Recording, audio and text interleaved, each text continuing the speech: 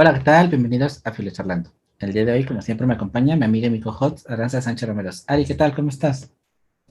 Hola Miguel, muy bien. ¿Y tú cómo estás?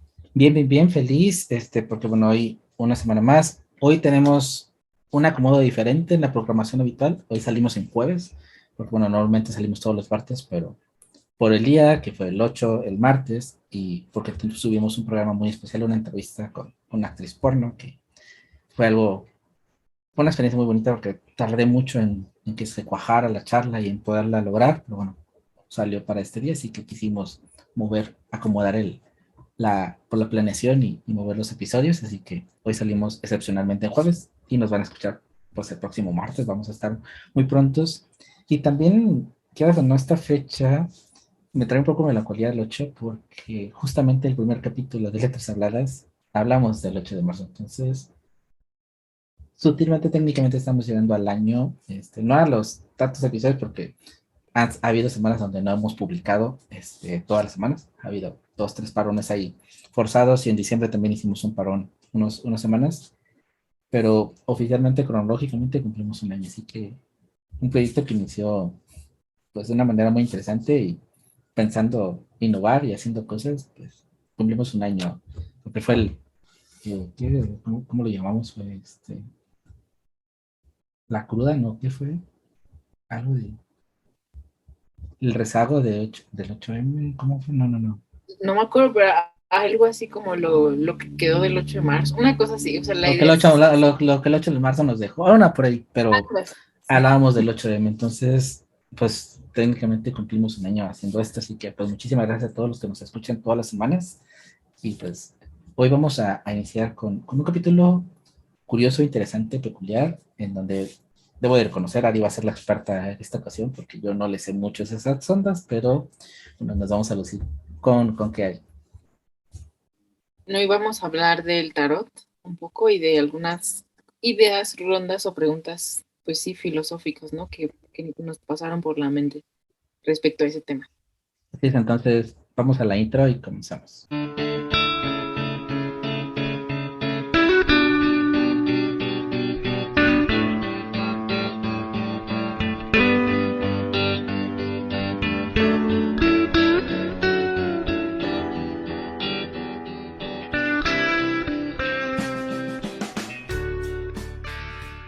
Pues Ari, antes de comenzar y platicándoles a ustedes, si es la primera vez que nos escuchan, si es la primera vez que nos ven en YouTube o nos están escuchando en algunos de los canales de podcast, comentarles que este es el podcast de Filosofía en la Red, en donde Ari y yo, bueno, siempre reflexionamos con una particular, pues, tono y divertido, ameno, cosas de la cultura popular, cosas desde lo más extremo como es el espacio hasta cosas más raras como es el tarot, así que gracias por estar acá y si no se han suscrito, suscríbanse, denle like, que eso nos ayuda muchísimo a, pues, a llegar a más personas, ya que también es como que nuestro gas y nuestra motivación para seguir haciendo lo que hacemos. Ari, eh, el tarot. Cuando uno escucha esta palabra, piensa muchas cosas. Eh, Cuando lo propusiste, tú también me quedé así como que, ¿ah?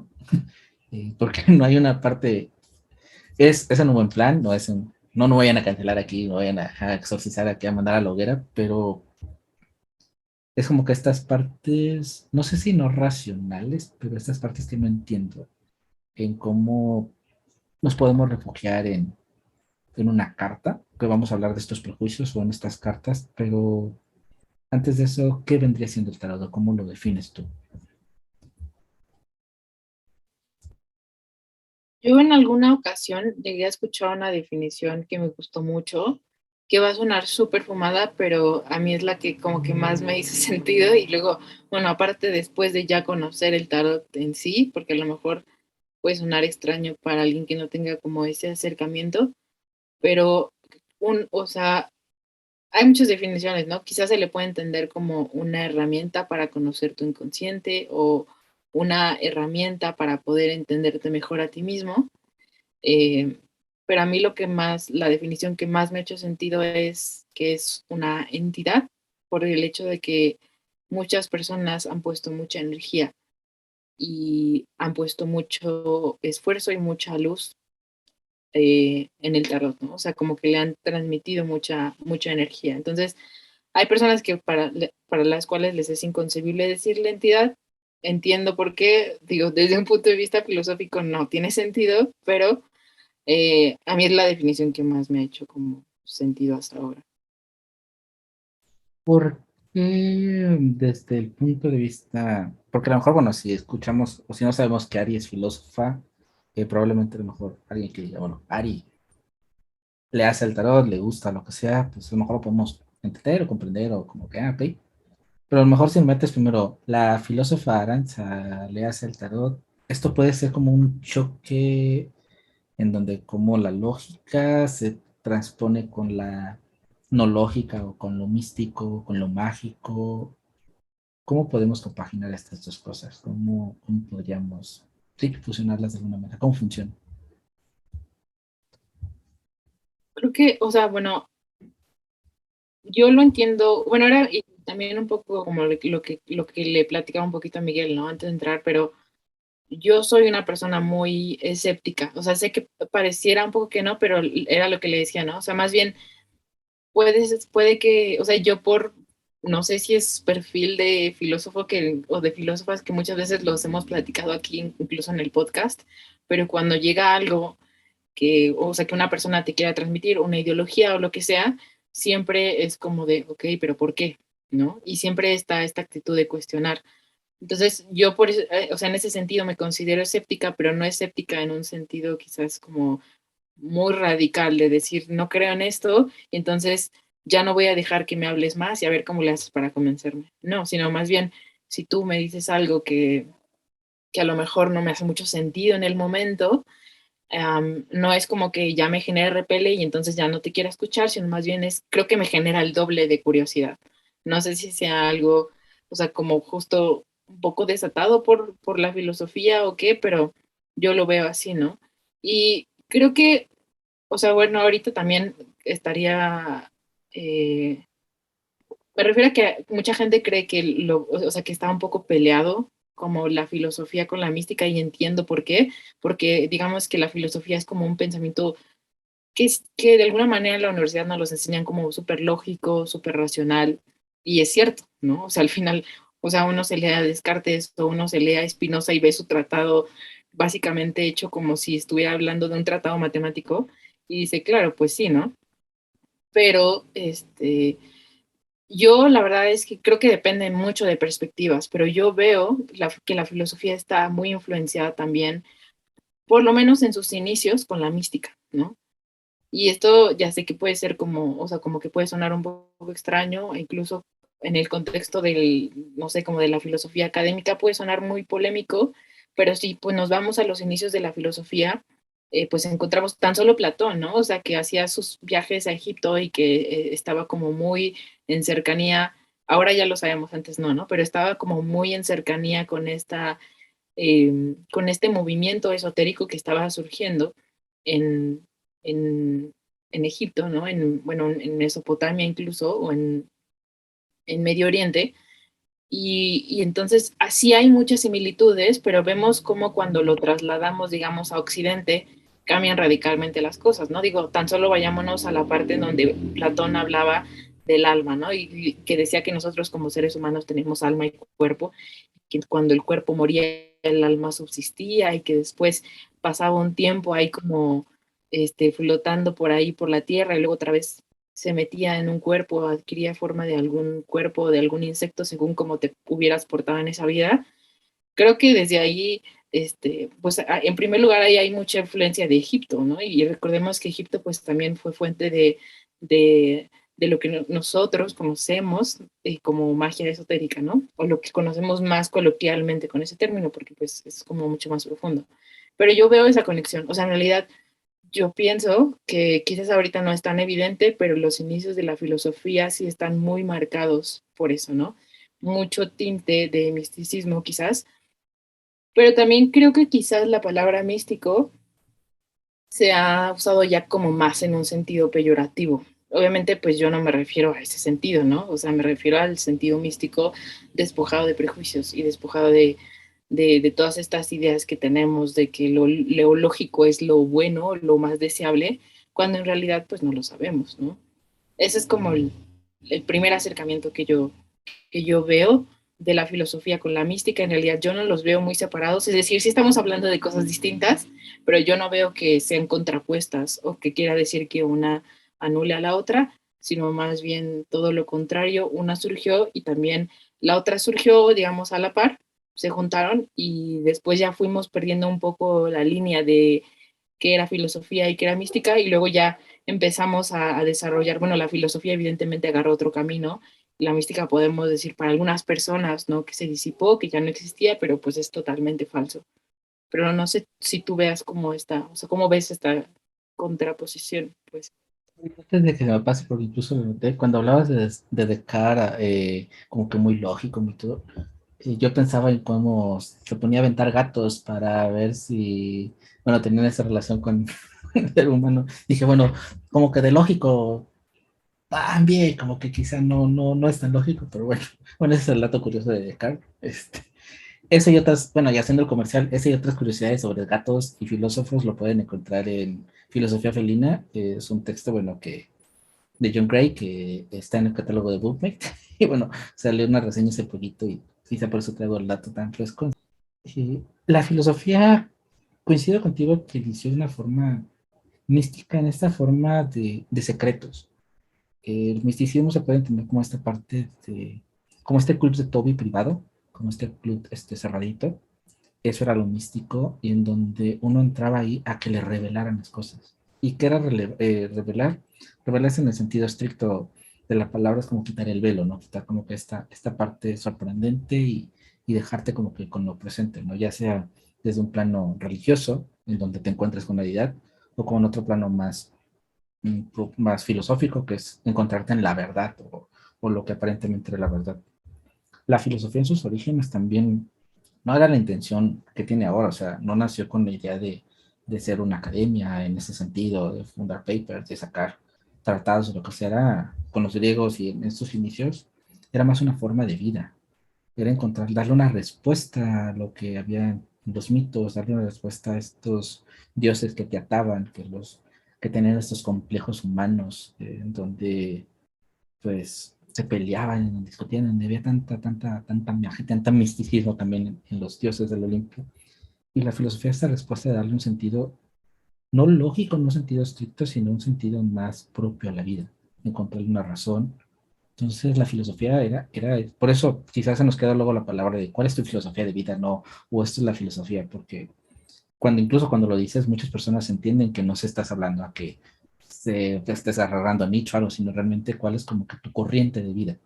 Y creo que ahí a veces lo dibujamos, ¿no? Cuando estamos quizá desde el lado más profesional de la filosofía, si vemos a la filosofía desde el plano, bueno, esta es la élite, o yo hago mis tratados, o yo estudio, yo hago, y no le encuentro ese sentido práctico. Por eso es que la filosofía ahorita ha tomado como este auge en muchos filósofos, incluido letras habladas, en el que les trata de dar como que una utilidad en ese sentido práctico, en donde esos saberes pues realmente tengan un aterrizaje.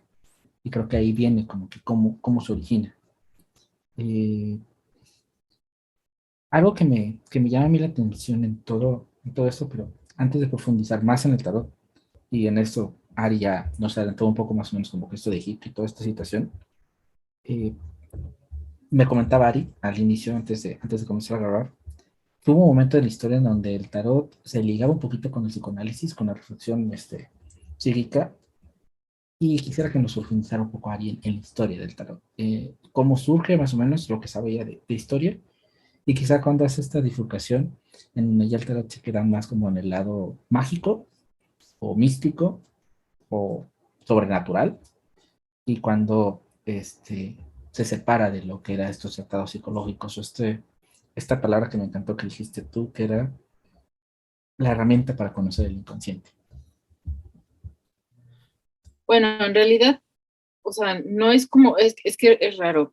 Bueno, pero quizá lo primero es, lo más impresionante del tarot es que no se sabe su origen. Eh, en realidad no se puede, o sea, se pueden saber como, se tiene historia incluso de algunas barajas que se sabe que fueron, o sea, de las más antiguas, pero en realidad de esa baraja más antigua, uno, o sea, se ha intuido que quizás es una mezcla de la baraja original.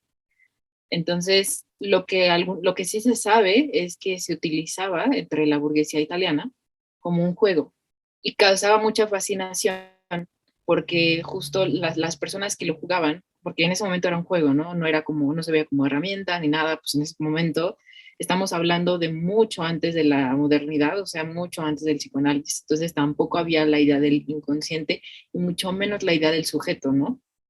Entonces, eh, lo que sí se sabía era que, y repito, ¿no? O sea, lo que causaba como mucha polémica era que ponían las cartas sobre la mesa y raramente coincidían con lo que estaba pasando la persona en un momento determinado, lo cual era algo raro y no se sabía por qué pasaba. Y incluso es raro porque incluso hasta ahora, o sea, sí, sí pueden haber muchos tarotistas que te digan por qué pasa esto, pero en realidad no hay históricamente algo, un consenso sobre por qué pasa esto, ¿no? Entonces, eh, eso es quizá lo más extraño, pero al mismo tiempo lo que para muchos tarotistas tiene mucho sentido, el hecho de que no se sepa exactamente de dónde viene. Y creo que, o sea, en esta conexión del psicoanálisis, no es como que la haya tenido al principio con el psicoanálisis, porque recordemos, ¿no? O sea, Freud fundó el psicoanálisis, por ahí de 1900 más o menos empieza a escribir sobre psicoanálisis, pero lo curioso es que, bueno, él empieza luego a hablar del inconsciente y tiene muchos discípulos. Y entre ellos, en sus inicios, justo del psicoanálisis, uno de los que lo rescata o sea, la parte del tarot es Jung. Y Jung empieza como a pensar en estos arquetipos, ¿no? O sea, empieza a pensar en la mente inconsciente y empieza a pensar que los seres humanos culturalmente, históricamente, tenemos en nuestra mente ya ciertos símbolos que son universales, o sea, que no se cuestionan, ¿no? Por ejemplo, la imagen, no sé, por ejemplo, esta parte de la tierra que está asociada a la fertilidad y la fertilidad que está asociada a la mujer. Eso sería como un arquetipo, ¿no? O sea, como una especie de signos universales. O por ejemplo, el agua, ¿no? Que la asociamos con la limpieza, con la pureza, ¿no? Y que esa nos viene con la pureza, pues a lo mejor una mujer virgen, ¿no? O sea, como ese tipo de cosas se imaginaba Jung. Entonces él empezó a hacer como estas asociaciones y por eso fue que él encontró en el tarot como una herramienta para poder estudiar eso, ¿no? Obviamente, pero, o sea, aquí lo interesante es como, pues sabemos que Jung también tenía como un pensamiento entre místico y no místico, ¿no? O sea, como que entre que creía en ciertas cosas, pero que al mismo tiempo no creía.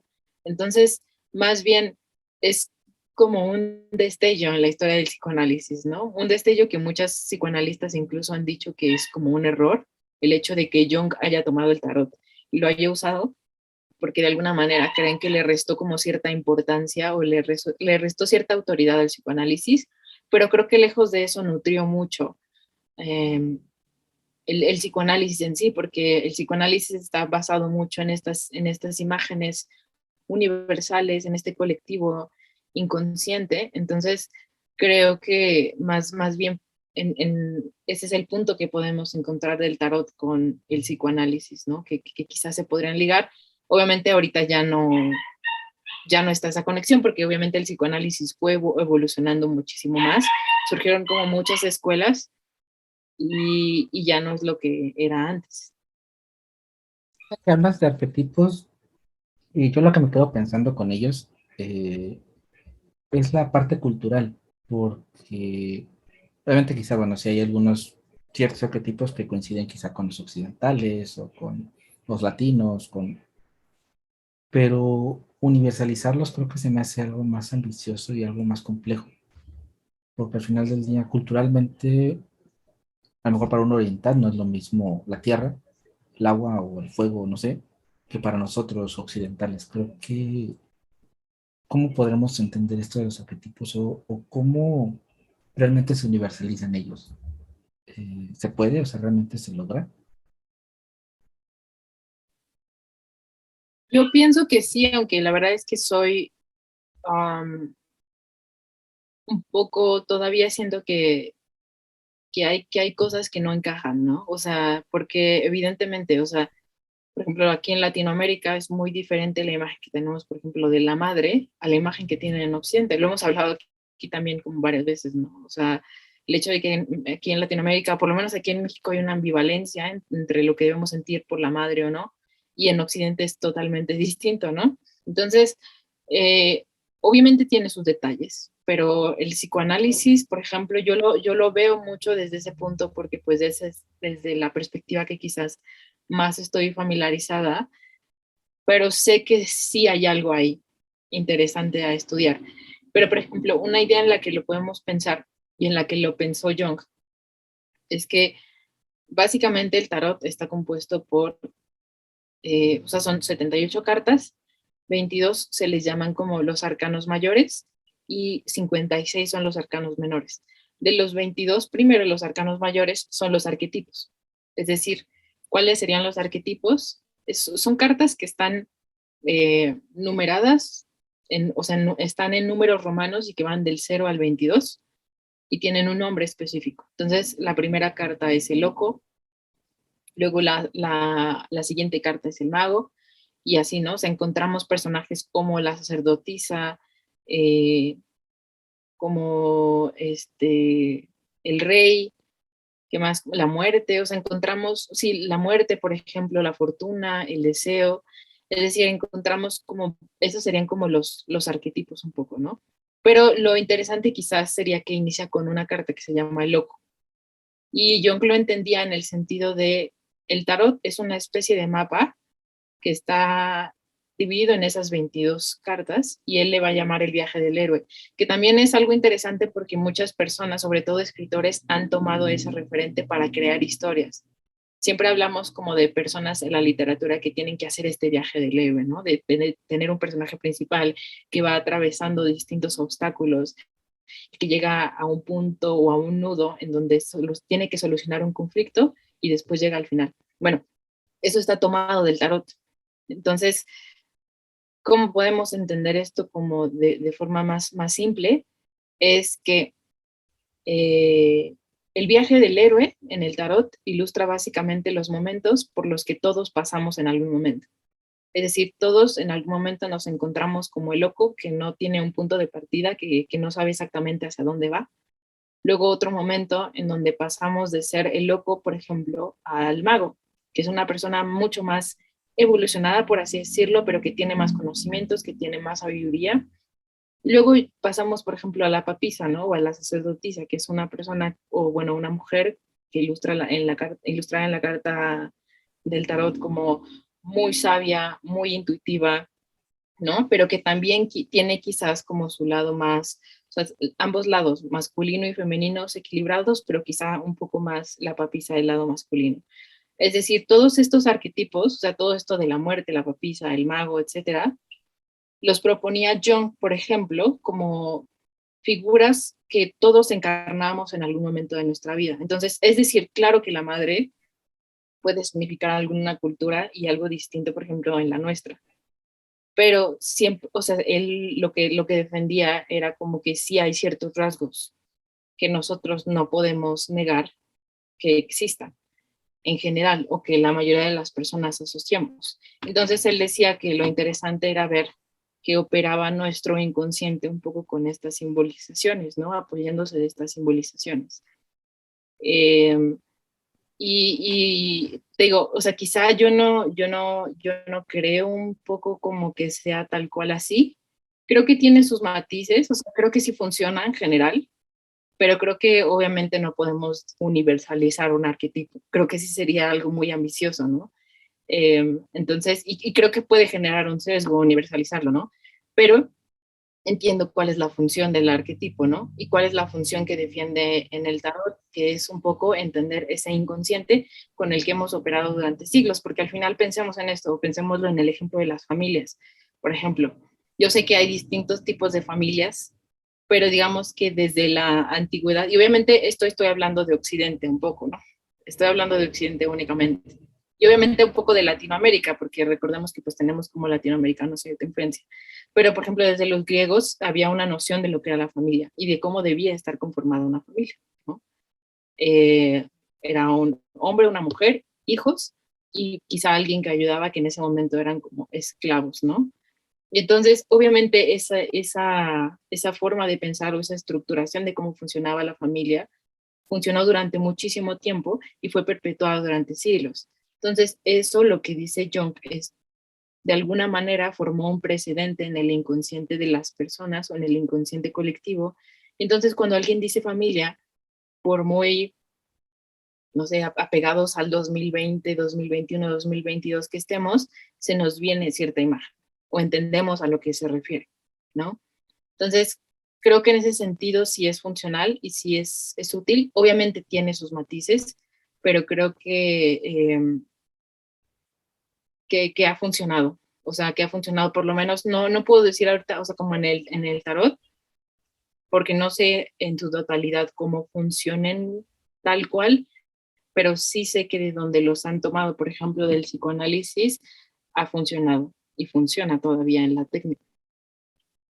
Antes de que se me pase, quien quiera profundizar en eso de lo del viaje del héroe, hay un libro que se llama El héroe de las mil caras, de Joseph Campbell. Es un libro súper interesante que se toma como referencia precisamente hacia esto y el cómo, si quieren ser escritores o si les gusta esta onda, o incluso para entender la religión, hay muchos secretistas, bueno, hay tres ahí, por ejemplo, desde Jesús hasta Buda y estas ondas como tuvo en este proceso. Y este libro de este antropólogo, Joseph Campbell, ilustra perfectamente este trayecto, ahorita que lo mencionaste, y bueno, que comentas que vienes de mucho antes atrás, porque bueno, Joseph Campbell nació en el 60, bueno, publicó en el 60 y tantos, entonces bueno, esta parte del viaje del héroe como tal, este trayecto, bueno, es interesante la conexión. Y ahorita ya nos ilustraste un poquito sobre estos arquetipos, de hecho, aquí va a quedar grabado pendiente, la idea era que Aranza me la leyera, pero Aranza no lo tiene perdido el tarot, no sé, no lo tiene, entonces la idea era que lo sacara aquí y lo pusiéramos igual, después lo podremos hacer, pero era la idea para ver qué onda, pues, así como que el escéptico contra la que lo domina más.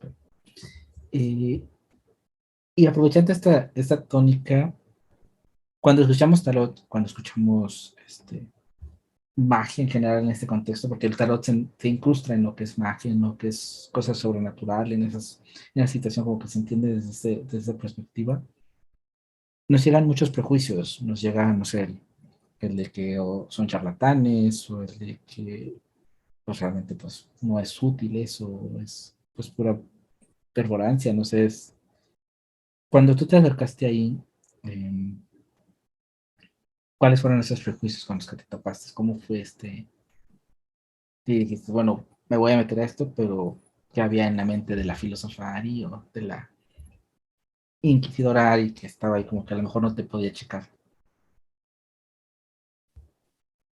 Sí, pues yo creo que, bueno, en primer lugar yo era, o sea, yo no creía que eso fuera realmente cierto. O sea, yo dije, no dudo de que lo que en algún momento te revele el tarot sea o concuerde con tu vida, pero pensaba quizás solo concuerda porque es muy ambiguo, ¿no? O sea, me acordé un poco de lo que decía San Agustín en sus confesiones, ¿no? Que hablaba de la astrología.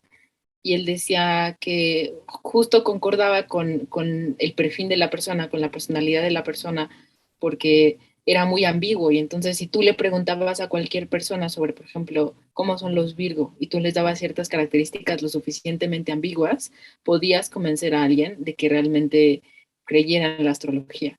Entonces yo más o menos lo creía así, pero al final, digo, creo que era más mi curiosidad de entender por qué, porque sobre todo ya tenía este contexto de que Jung lo había tomado. Sabía que Jung, o sea, que no era muy respetado en el psicoanálisis, pero justo por eso me llamaba la atención, porque luego normalmente los que son menos respetados dentro de cualquier rama o disciplina son los menos leídos y los menos entendidos. Entonces, yo dije, bueno, si realmente, o sea, si lo critican, y obviamente Jung escribió, bueno, tratados así impresionantes y escribió libros extensísimos y dedicó mucha parte de su vida a esto, dije, debe de haber algo aquí que sea rescatable, o sea, por lo menos en un sentido histórico, ¿no?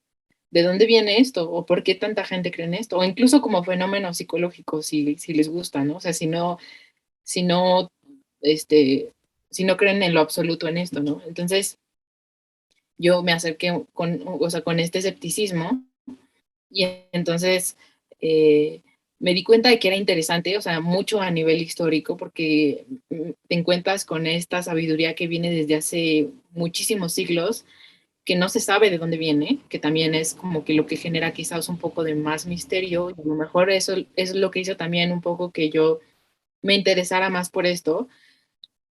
Y obviamente pues tiene que haber un lugar o tiene que haber un momento en el que pues si te interesa este tema, es que tienes que entrar de lleno a explorarlo, ¿no? O sea, me refiero a que acudas con una persona que sabe leer el tarot. Entonces, pues eso fue lo que yo hice. Y igual con un poco de escepticismo, pero creo que más bien me quedé impresionada, ¿no? Porque, digamos, lo que revelaban las cartas era real, pero no era ambiguo, era muy específico. Y entonces ahí fue cuando ya empecé a investigar más y más y más y más. Entonces, y bueno, obviamente empezando a recabar un poco la historia de las personas que leen estos tarots, ¿no? Pero creo que algo fundamental es que no te puedes acercar al tarot si no tienes esta apertura.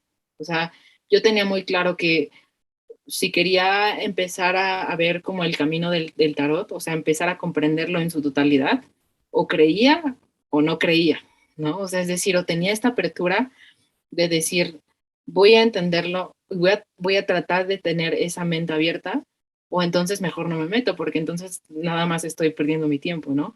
Entonces, eh, no creo que eso haya influido como para mal, sino más bien creo que me ayudó un poco este bagaje o esta crítica que te da de repente como la filosofía. Y obviamente hay muchas razones para no creer en esto, pero obviamente desde un sentido histórico y desde un sentido que alguien te lo platica. Entonces, desde ese sentido no es como que se trate de convencer a nadie, sino más bien es que te metas al tarot bueno, sí, en su totalidad y que veas si te convenció o no, o sea, o si es para ti o no. Ya que hablabas de lo ambiguo que pueden ser a veces, por ejemplo, la astrología, que igual nos apedrearán por ahí, o quizá algún día hablaremos también de esto, que curiosamente también tiene sus fans dentro de los filósofos. Hay muchos filósofos que también son fans de la astrología.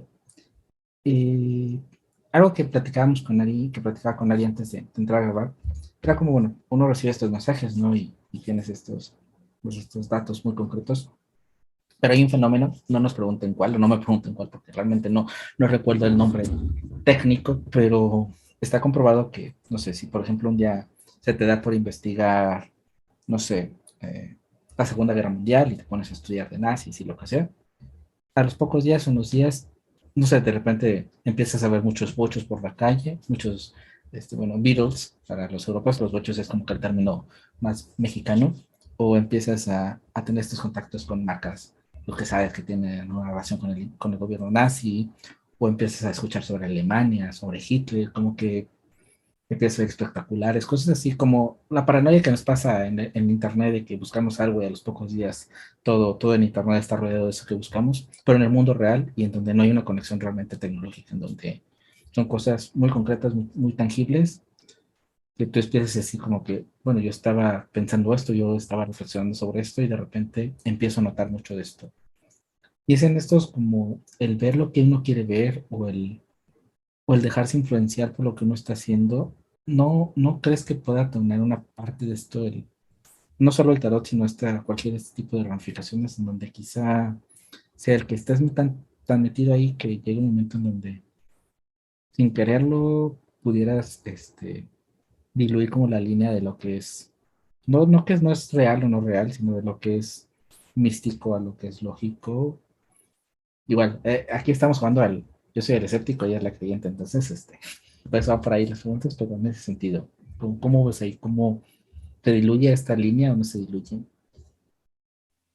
No, obviamente tiene que ver mucho este fenómeno. O sea, nosotros, como decía Kant, ¿no? Ponemos en las cosas lo que queremos ver en ellas, pero qué cosa no funciona así, ¿no? Ahora, esto es muy diferente porque obviamente aquí yo podría decir con esto que restar la autoridad, ¿no? Al tarot. En realidad el tarot no es como que quiera tener autoridad o no. Pero me refiero a que obviamente, o sea, obviamente va a haber una interpretación por parte de la persona, ¿no? Eh, pero es que depende de muchas cosas, ¿no? O sea, depende de muchos factores. Por ejemplo, eh, depende también incluso como de, o sea, obviamente depende de la persona que consulta el tarot, pero creo que también depende mucho del tarotista, porque el tarotista no es como que te diga, ¿sabes qué? Yo veo esto, te checa, y sí puede ser como lo suficientemente ambiguo para que tú digas, claro, claro, ¿no? O sea, ¿quién no va a entender como en algún momento de su vida que le digas, es que te sientes incomprendido y te sientes solo? Pues sí, o sea, todos nos hemos sentido incomprendidos y solos, ¿no? Pero lo importante aquí también es como saber un poco la razón de por qué vas al tarot, ¿no? O sea, porque yo entiendo que obviamente se pueden dar este tipo de interpretaciones, pero muchas veces lo que pasa, algunas personas creen que van por adivinación al tarot y muchas veces no es así, ¿no? Muchas veces es nada más para darle claridad a una situación. Entonces sí puede haber una interpretación de por medio en donde quizás tú estés un poco de sea un mensaje ambiguo, pero al final te dé, o lo que tú buscas es claridad, no realmente que te esté diciendo algo de un futuro o de un futuro posible. Entonces, eh, puede que sea un mensaje que a lo mejor no sirva para ese propósito, pero que te pueda dar cierta claridad. Y bueno, también creo que depende mucho, por eso lo decía, de la persona que consulta, porque por ejemplo en mi caso yo recuerdo que la primera vez que fui, y digo, estoy hablando de mi caso porque obviamente, eh, mm, aunque tengo experiencia un poco, o sea, como en el tarot y en la interpretación, pues no soy una experta y creo que la mejor manera de entender esto es desde ese punto, ¿no? Desde mi experiencia. Pero cuando llegas al tarot, si tú vas con una mirada crítica, creo que te puedes dar cuenta cuando el mensaje es lo suficientemente ambiguo como para encajar en tu vida. Entonces, y hay mensajes, en mi opinión, depende de las preguntas que le hagas, te dan respuestas muy específicas, que no habría manera de que la persona o el tarotista lo supiera. Entonces, eso es quizá lo que hizo, fue lo que hizo que yo tuviera esa impresión de, ok, aquí hay algo que se puede explorar, aquí hay algo interesante y aquí hay algo que reta también a nivel intelectual, ¿no? Eh, pero obviamente sí se pueden dar desde esta vertiente, ¿no? Desde mensajes lo suficientemente ambiguos que realmente no te aporten como demasiado y que tú digas, ok, esto se lo podrían decir a alguien más y también encajaría, pero yo creo que en general el tarot no da ese tipo de mensajes.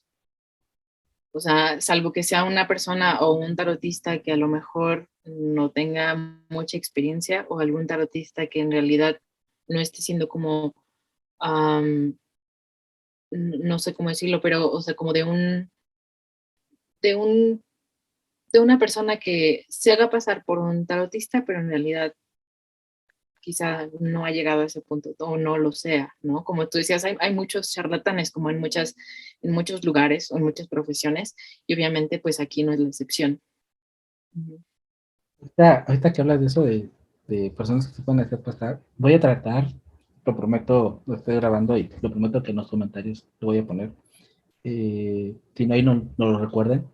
Hay un video en internet, ya tiene algunos años, en donde la idea, entras como a una carpa de estas típicas de esto de gitanos y esa onda de ese tipo de ondas. Está ahí. No me acuerdo si es con tarot o es una bolita o algo así.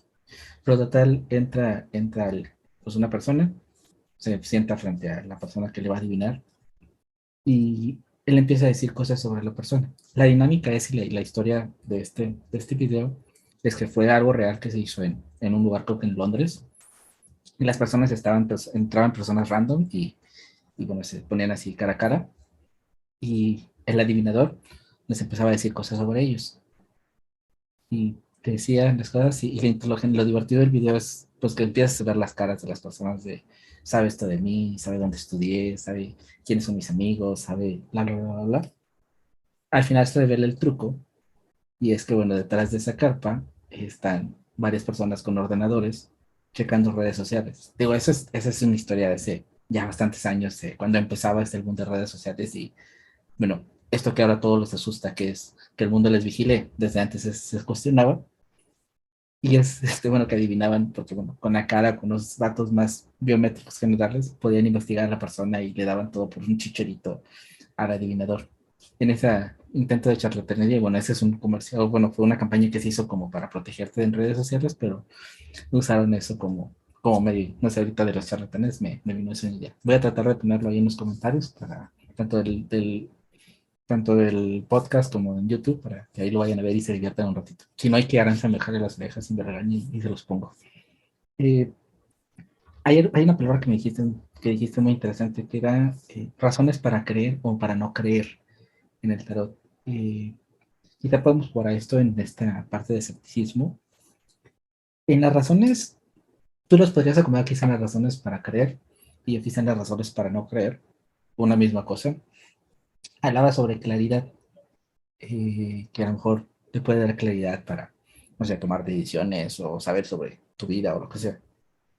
¿Por qué optar porque algo externo, incluso una persona que no te conoce, y a través de unas cartas que puede o no que tenga su magia o tenga su verdad, te den esa claridad y a lo mejor no filosóficamente y muy poéticamente hablando, no ponerte tú a reflexionar y a introspectarte y a sacar tú las conclusiones desde tu haber y de tu conciencia y recurrir a algo de externo?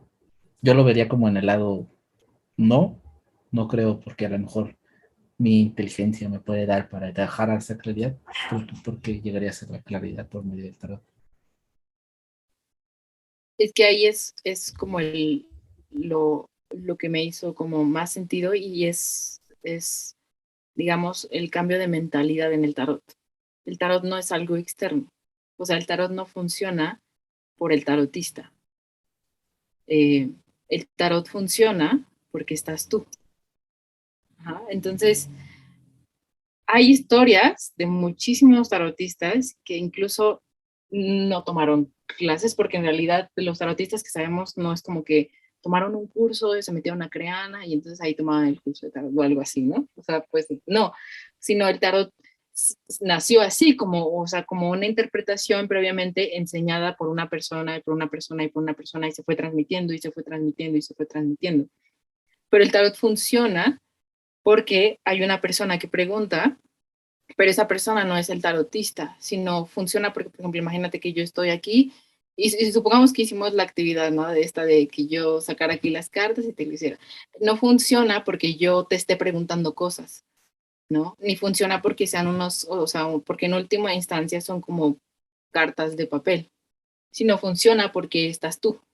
Entonces, eso es como el cambio de chip que tiene el tarot. O sea, el tarot no es algo externo, ¿sí? Es decir, sí es una cosa material, sí es un objeto material que no pertenece a tu cuerpo, obviamente, pero es una manifestación de lo que hay en tu inconsciente. En última instancia, podríamos compararlo como por ejemplo, cuando tú agarras una hoja de papel y te pones a escribir lo que sale, lo que escribes, lo que podemos tocar, sí es algo externo, pero en realidad no pudo haber salido si no estabas tú ahí, haciendo esta acción de pensar. Es decir, lo único que pasó fue que lo que había en tu inconsciente o lo que había en tu mente salió y se manifestó ahí.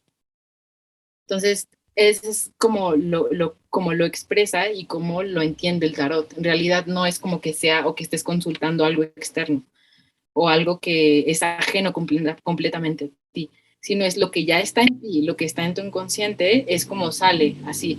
No me preguntes cómo pasa eso, porque era lo que te decía al principio, no sabemos cómo funciona, y yo hasta la fecha he tratado de estudiarlo, o sea, he tratado de buscar lugares, o sea, he tratado de comprenderlo desde lo racional y no he podido hallar una razón de por qué esto funciona. Solo sé que funciona y, y creo que esa es como la respuesta un poco a lo que preguntabas. Más bien, no es como que el tarot sea algo externo, porque el tarot en sí no funciona, ¿no? Tú podrías estar con una persona y decirle, a ver si a un tarotista, ¿no? De decirle, en algún momento que tengas, ojalá puedas preguntarle al tarot esto y de mí. No podría. Entonces tendrías que estar tú. pero no es algo como tal externo. Las cartas en sí nada más son algo como de papel, si nos ponemos como muy técnicos o como muy prácticos. Ahorita con lo que dijiste, se me vino como que el eslogan para Letras Habladas, como sacando lo externo de nuestro inconsciente, ¿no? Creo que al final, en ese que nos fuimos a platicar, saldría como lo poético de nosotros. En otra de las cosas, quizá para ir cerrando en esta parte de por qué no, porque sí, hablas de lo racional, de que solo sucede porque sucede, o tú sabes por qué sucede, pero sucede. ¿No podríamos caer entonces en algo eh, como en un pensamiento mágico, en una fe, en lo que fe se entiende como esta parte de no cuestiones, solo cree, y que a lo mejor mi lado racional diría, es que, ¿cómo voy a creer ciegamente en algo? Si yo protesto incluso de la religión, porque, bla, bla, bla, bla, entonces, ¿por qué voy a creer en algo que no sé cómo funciona? Es en esa parte como el por qué no hice el tarot, por qué sí hice el tarot.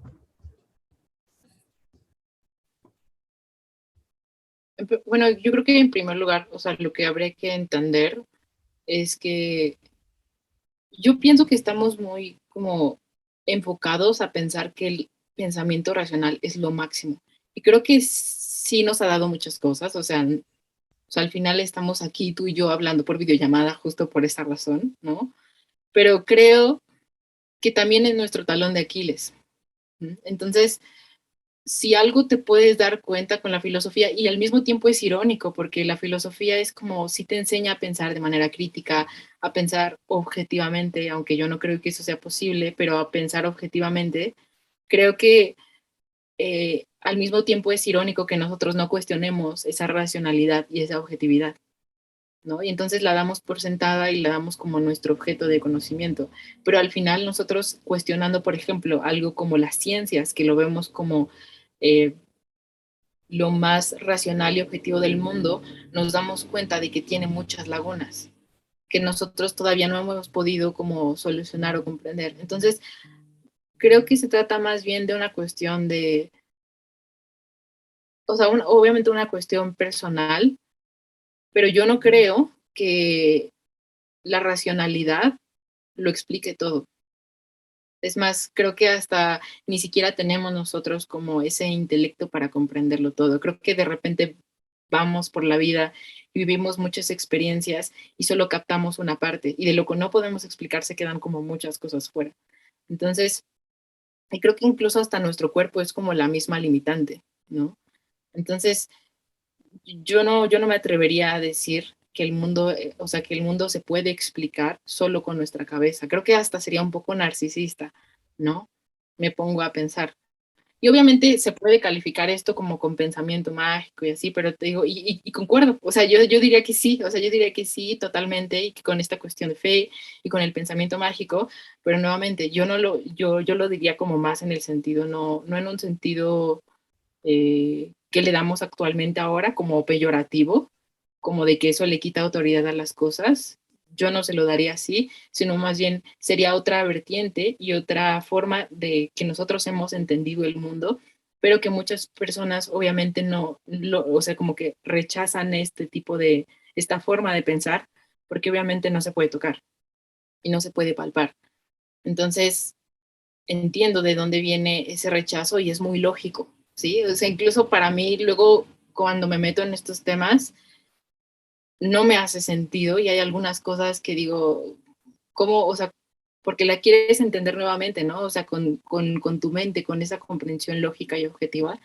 Pero si algo nos enseñó la filosofía o si algo podemos sacar por lo menos de ahí, es que hasta la objetividad y hasta con el mismo, o sea, con la misma intención con la que te acercas a entender las cosas, hay que cuestionarlas, ¿no? O sea, cuestiona esa misma objetividad y cuestiona esa misma racionalidad y esa supuesta forma en la que tú conoces el mundo. Yo la verdad es que de cuestionar así las cosas he sacado más de esta parte que me parece que complementa muy bien la parte racional, como lo decía, ¿no? O sea, al final no creo que sean dos cosas contrapuestas, sino que he visto que surge como de repente un mundo de apertura increíble y que entiendes tú las cosas desde otra perspectiva, quizá no tan neurótica como podrías caer como en una mentalidad un poco más racional, obviamente si te vas a un extremo, ¿no?